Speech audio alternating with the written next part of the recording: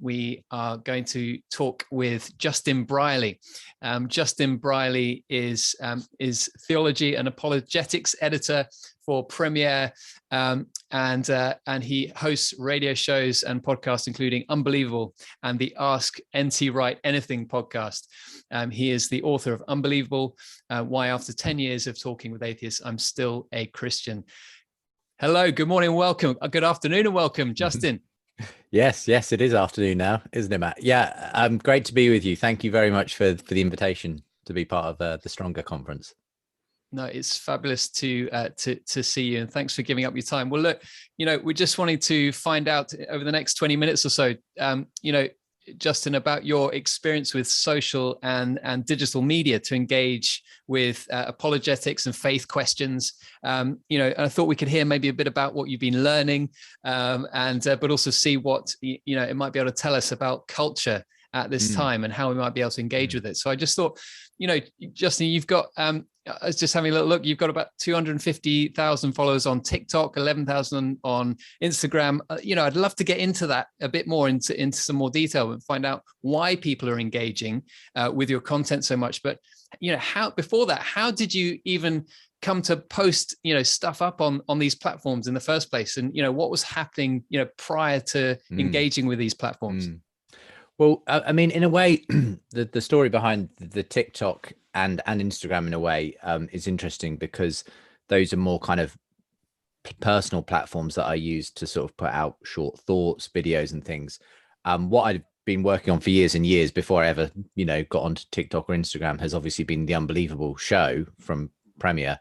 And that's been a very long-standing podcast. So in that kind of area of digital publishing, we've been kind of doing that for a long time. And I think 2007 was when we first launched the podcast from Unbelievable, which makes us very early adopters. I mean, everybody's got a podcast these days, but we were there quite early on with that, and that just grew organically as people wanted to listen to these discussions between Christians and atheists. We would see people post a podcast episode, the link to it or whatever, on their blog. If I'd had them on, if they were a non-Christian or a well-known atheist, then you might pick up then traffic from the people who followed them and so on. And then, as social media got going, we would increasingly see shares through that and so on. And then we added, in about 2018, really a proper focus on video as well. So we established a proper YouTube channel. We certainly weren't early adopters on that. There were plenty of people who were already doing YouTube. But YouTube itself has really also ramped up enormously over the last few years. So the numbers of people who are watching YouTube videos, especially obviously because of lockdown, when just a lot more people were at home looking for content. And that's grown surprisingly fast. So we grew, more or less from a standing start to over 150,000 subscribers now on YouTube in about 3 years. And again, it shows that there's a real interest and engagement, and this is obviously globally for these kinds of conversations. Not that we're the biggest fish in that pond by any stretch of the imagination, but it's been very good to see the way that people have not only now listening on podcast, also on YouTube. And then you've got all the, Facebook and Twitter and everywhere else where you might put, shorter videos, shorter, links to things and whatnot. And then the TikTok and Instagram, as I say, it's really been my own accounts that I've been posting stuff to there recently. And TikTok is a funny one because I was not expecting, those numbers so quickly, to have over 250,000 people following what I post there in a personal capacity in terms of these short thoughts about apologetics and evidence for God has been quite remarkable. And I can honestly say it's all down to my 16-year-old son. Because he was on TikTok before me, and he said, "Dad, you should try this out. I think some of your thinking, your thoughts could work well." And he basically tutored me in how to do it, how to get it up there, and then it took off from there. So yeah, that's been an interesting one because it's very different, really, the TikTok thing to what I do with the Unbelievable show, which is long form, an hour or so of conversation. This is like 60 seconds or less, really brief thought, something to capture people's, imagination, and then, they move on. So yeah, it's been an interesting journey on that front. it's so interesting to hear some of that trajectory, and I'd love to follow up a couple of those threads. But thinking about that, the Unbelievable podcast back in 2007, I think you said, an early adopter. Very interested to hear from you, in terms of the resource and the commitment as an organization to start that podcast at such an early stage. Why did you as an organization commit to starting that? Was it because you saw it as an opportunity? Did you set it up as a sort of an experiment just to see how it went? Can you talk us through that? Yeah, I think it was, in all honesty. So the show has existed, as a radio show primarily since the outset. So in a sense, that goes right back to 2005 when we began the radio show. And then, as I say, about a year and a half, 2 years in, we began the podcast. And in a sense, I think it was because I think I wanted to try podcasting because I was aware that on the radio station, Premier Christian Radio, we were certainly serving Christians with these conversations. That was the primary audience. But because the conversations were between Christians and non-Christians, and we wanted to model kind of what, having a good discussion, dialogue could look like, I was aware there's a lot of non-Christians who'd be interested in this, but they're not our natural audience. And how can we get to them? Well, obviously by posting it online. And so podcasting was the obvious route. It just, started to grow organically. I think these days there are just that many more people, especially with the advent of smartphones, which, going back to 2007 weren't really a thing even at that point. But with the advent of smartphones and being able to listen to podcasts on the go, it's just, gone up and up and up, the numbers of people now engaging with podcasts. So you can grow, if I was launching the same podcast today, I might expect it to grow more quickly than it did initially. But having said that, there was just this loyal audience that came back week after week, and it gradually grew over time until, we get about over 4 million downloads a year now across the Unbelievable podcast, and we've been launching quite a few other podcasts in the last couple of years as well that complement it as well. So it's definitely been this hugely growing area. Even if we were early adopters, I think we're still running to catch up with what is happening now with so many people now listening to podcasts. Huge amount of experience with podcasting over all those years, and just there may be some people in the last couple of years who thought they'd start setting up a podcast and experimenting with it. Have you got any advice for someone who's in that sort of camp under that heading, who are just beginning? What have you learned that might be helpful for them as they begin that journey? I think there are lots of good articles out there in general for podcasting, and good ideas and things to do when you're just starting up. The great thing about podcasting is that it has always been, and is still to a large degree, very democratic. You only need a microphone, a computer, the ability to connect to the internet, and you've got the raw ingredients there. And then it's really about what you create, how you market it, and so on. But obviously the key thing about this, social media in general, is that you don't have the kind of gatekeepers that traditionally existed, having to be at a radio station or something like that to get out to a mass market. So it is amazing, to see how many creators there now are doing that. It obviously has become a crowded market. So I think that the challenge now is to make your product, your podcast, stand out from the rest. And with anything, I think with a podcast, the key is, I think, to be really clear about what you're producing, what the kind of unique selling point of your thing is. If you're just, in the Christian world, if you're just another Christian talking about Christian things in a kind of general way, why would people come to your podcast to hear you talk about that in particular? So I think it's helpful for the podcast itself, the name of the podcast, the kind of specific issues you're dealing with on the podcast, to have a real specific focus, and then it helps people to know whether they want to, listen to your show or not. It'll help when people are just searching, for podcasts, for issues, if there's a very specific kind of, issue that your podcast deals with. And then, of course, you have to, it's always worth investing in, basically the basic things like just some decent technology so that you look and sound good if you're using video or if you're just using audio and so on.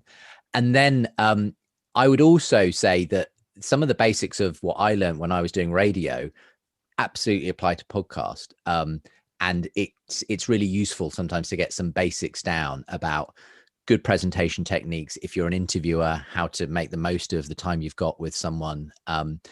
And what I often hear on a lot of podcasts from more inexperienced presenters and hosts is often quite a lot of waffle, quite a lot of stuff that for a lot of people, with lots of choice on their hands, if they have to wade through half an hour of kind of you talking about the sandwich you had last week or something before they get to the thing they actually are listening to your podcast for, you're going to lose people. And so it's all of that kind of thing, just some practical tips for helping to kind of really focus, concentrate, and deliver the thing that you're there to do, and hopefully do it in an entertaining, listenable, accessible way.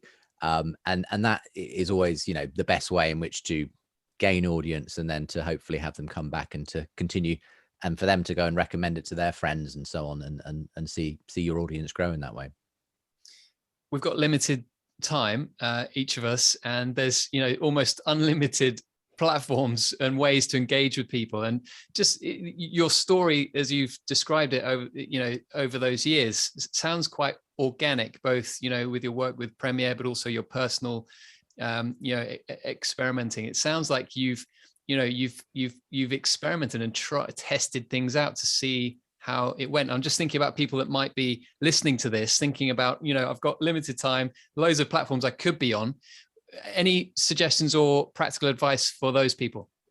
Yeah, I think start with where you think you maybe already have an audience, I'd say. And, if you've got a Facebook page, it can be as simple as just starting to upload, some videos there. If you think there's an audience there who'd be interested in it and interested in sharing it and so on. So I would say start where you are, start with maybe what's familiar before you try branching into completely new platforms that you might be unfamiliar with. But I think that inevitably, there's always a payoff with investing in investigating something and taking some advice, looking through what the best way to launch something is. So for instance, with launching a podcast, don't just assume that, you can follow 3 steps and then as long as you've got a podcast there, people are going to go and download it. I mean, there's lots of really helpful advice out there about how many episodes to publish to start with. The fact that you've got about a 2-week window where iTunes will potentially boost, you to other people because you're a new and notable podcast, and how to make the most of that, and all of those kinds of tips, which are just worth investigating and making sure that you're familiar with, so that you make the most of something.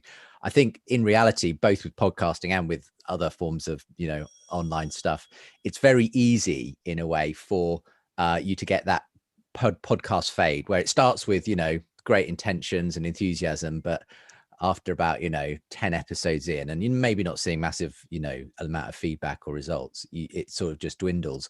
And I think starting with the right attitude, and also knowing that you won't get it right to start with, and you will need to tweak and get feedback and advice, and you may have to change things up, and just to persevere. That's very often the thing with this is very often, as you say, it's been an organic journey with Unbelievable. We didn't start, in the first year with 4 million downloads a year. That's been the journey of basically 15 years. Now it has accelerated in recent years, but that's partly just because the podcast market has accelerated as well. So I think those are some of the tips I would give people. It's so interesting, Justin. Really, really is, just to hear your own experience and what you've picked up along the way. Invaluable stuff. I'm just thinking back to, TikTok now. When you posted that first TikTok post, I think it was last year. I was looking at it this morning. It's got 81,000 likes, that first post, 430,000 views. Take us back to that moment when you posted it. What were you expecting? What did you say? How did you approach it? You talked about your son has helped you get that up and running.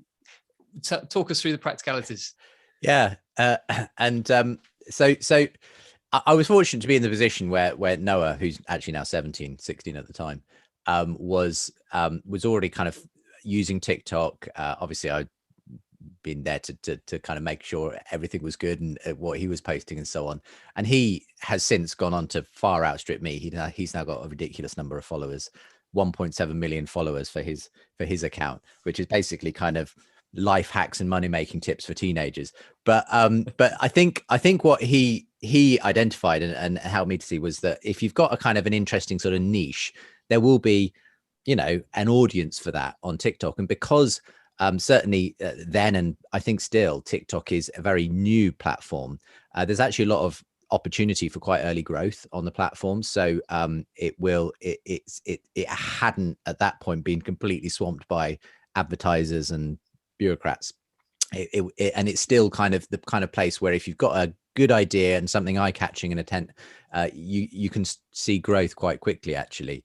But I was nevertheless still surprised, very surprised at how many views that first video got, you know, within a fairly short space of time. And essentially the video was me doing a sort of 60-second version of a video that I'd done on YouTube a couple of years ago, making the case for why the fine tuning of the universe, which is this kind of scientific phenomenon of the way that life seems to depend on these incredibly finely balanced constants and fundamental sort of nature of the universe, whether God is a good explanation for the fact that life can exist in the universe. And so that was really me trying to do that in this kind of 60-second format. And evidently the way I did it, the prop I used, which is a dice to kind of make the analogy, just hit a chord with a lot of people and got shared quite a lot and so on. And that's and that sort of set the ball rolling. I wouldn't say that it was like an amazing production. It was just me looking at a camera. I had a kind of auto prompt thing that you can just read the script off and that sort of thing. But I think if you present it confidently, and the key, as Noah taught me, was like, you got to go straight in there, no waffling. You got to get in there immediately. You've basically got about 2 or 3 seconds with TikTok to capture someone's attention, and that's the key. And if you can do that, then the algorithm basically does the rest of the work. So it's it's been an interesting journey learning that kind of particular medium, you know. It's so interesting to see the journey of TikTok develop over the last number of years. But for some who maybe not familiar with it, you'd be forgiven for thinking that it's a lot of dancing that goes on there. While there is dance that goes on there, actually what we've seen on TikTok is that this growth of the edutainment is what it's called, education, entertainment, this interface between the two, and seeing influencers across all sectors of society, sharing their insights and teaching people about their sector of society, including, as we're hearing from Justin, in the faith sector, and hearing about faith questions, and a huge demand and an opportunity that there is. And I'm just wondering, Justin, you were talking about using a prop, using a dice, and I know you've used other props as well. Something about that grabbed the imagination and is grabbing the imagination and notice of a lot of people. What does it tell us about engaging more broadly with culture? What can we learn about, from what you've experienced on TikTok and using social media? What are we noticing or learning about how culture is creating an opportunity for us to present good news, the good news of Jesus? Yeah, I mean, it's interesting because there's good things and there's bad things, obviously. I mean, in a way, TikTok is one example of the way in which, in a sad way, our attention spans are getting shorter and shorter, and now you need to kind of communicate something in 60 seconds or less, and the way that a lot of social media is about that kind of bam, bam, bam. And it's very difficult very often to communicate anything meaningful in such a short space of time. But there's also that question of, well, do we sort of just stand up and sort of denounce this and, say, isn't it all awful the way culture's going? Or do we actually say, okay, look, this is where the culture is, and this is where people's attention spans is, and this is the way people are consuming their media. And let's do what we can within that. And hopefully we can sow a seed, we can do something.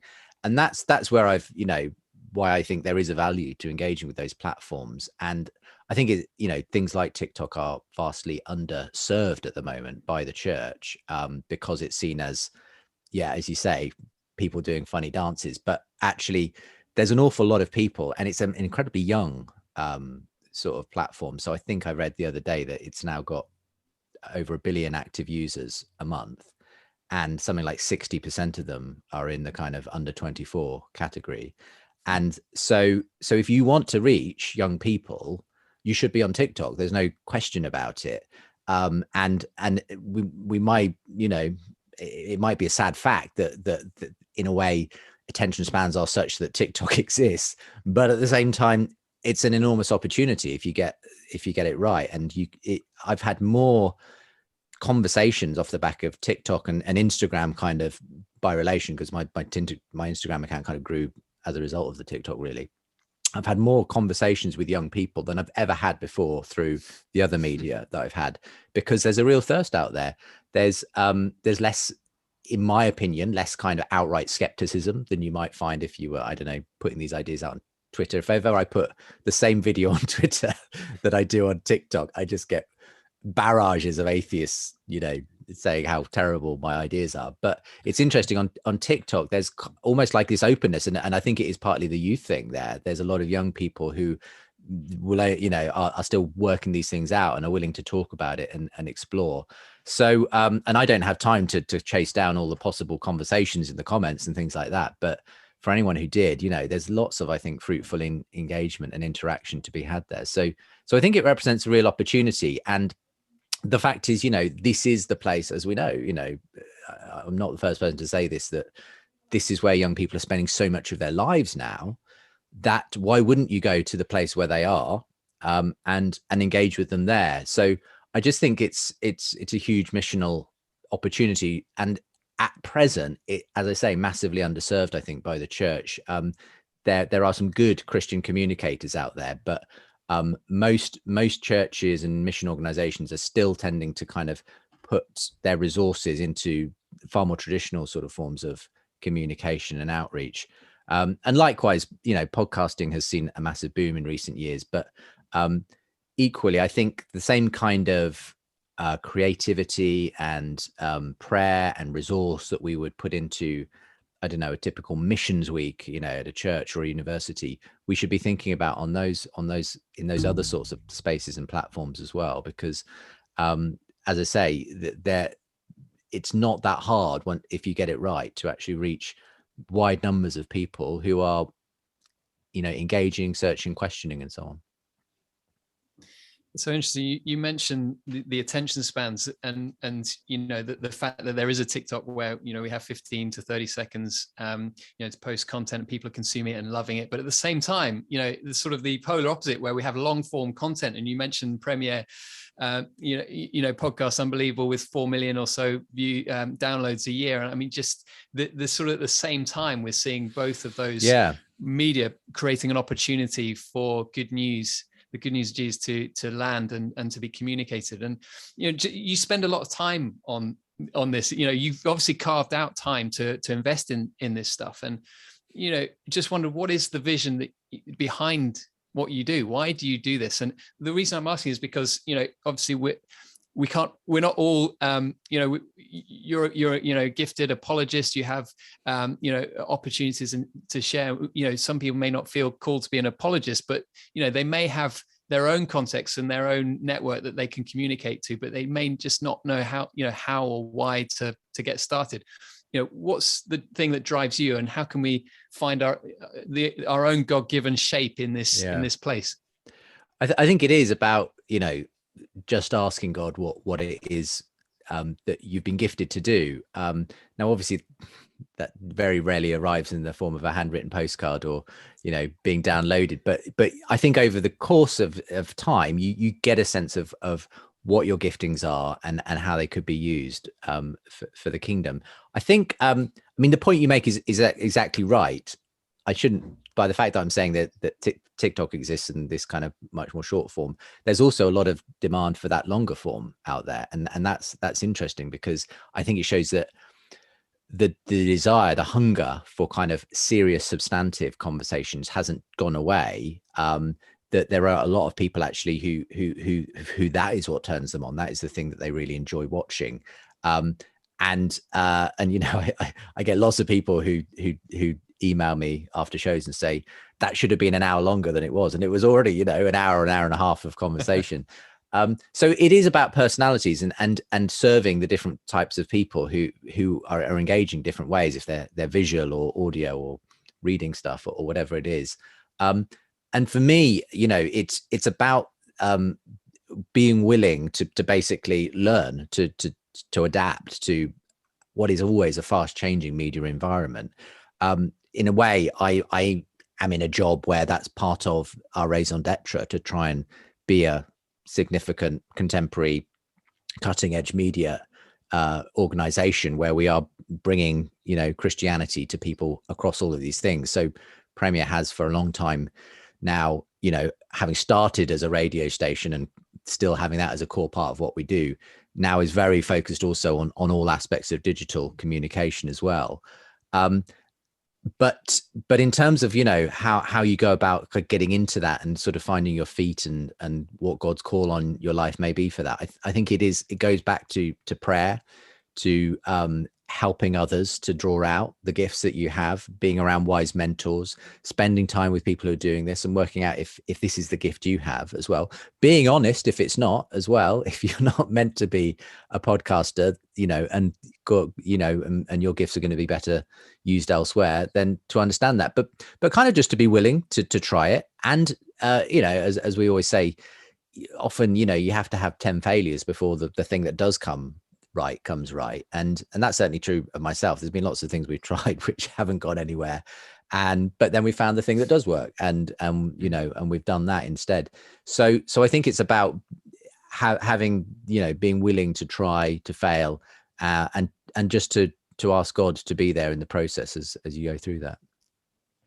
We had a talk earlier on about the metaverse, and James just wondering, Justin, sorry, just wondering, it was from James Poulter who spoke about the metaverse, and just wondered, Justin, from your own context and your own thinking and think about Premier, how are you approaching or thinking about the metaverse already, if at all, and how should we be thinking in our own context? Yeah, I think it's a fascinating one, isn't it? And what exactly it entails, I think everyone's still waiting for. I mean, at this point, I feel like most of the ways in which the metaverse will kind of deliver resources to people are still going to be through a lot of the channels we've been talking about, through social media and that kind of thing, perhaps in this augmented way or whatever it is.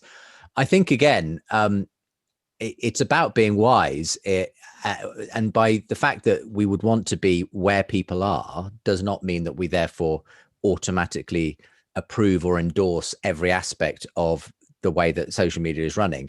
But if we do believe, for instance, that there is something really important and unique and special about being embodied and about being together in a church physically, as it were, that shouldn't stop us from being virtually with people in a metaverse scenario and being around and bringing people, the good news of Jesus in those environments, even if we would also like to make the case for why it makes sense to be in communion with others as well. So I think it's always going to be a both and just trying to, stay, do essentially what Paul did, back in his day, which was utilize what the Romans had created, this communication system called the Roman road system. That was what got the gospel going in the first century. He used the latest technology, which for him was letter writing and the road and sea travel system, and it was effectively provided by the secular imperial forces of Rome, the people who were actually persecuting the early Christians, but that didn't stop Paul using it for the purpose of bringing the gospel to people. And I think we need to kind of use the same thing and say we will use whatever means God has given us to bring the gospel, while not necessarily, wanting to be, completely dominated by Facebook or whoever and their algorithms. And we're going to be as wise as we can in the way that we do engage those systems of communication to see that we can use them for God's glory, but they don't sort of essentially dominate us or kind of force us to say things that we don't want to say, Justin, it's really, really fabulous. And I've so enjoyed the last 20-25 minutes picking your brains and hearing your experiences and gleaning what we can learn for our own context. Thank you for giving up your time. If people wanted to connect with you further and your content, where can we point them? Yeah, you can find me just by looking up the podcast, the Unbelievable Podcast. We also do the Ask NT Wright Anything podcast and others besides. You can simply type in Justin Brierley Unbelievable on any Google search. You'll find me as well. Or follow me on TikTok. I'm at justin.brierley there, and on Instagram. Fabulous stuff. Justin Brierley, everyone. And thank you, Justin. Thanks for coming today. And God bless you and all you're doing. God bless you. Thanks, Matt. Cheers.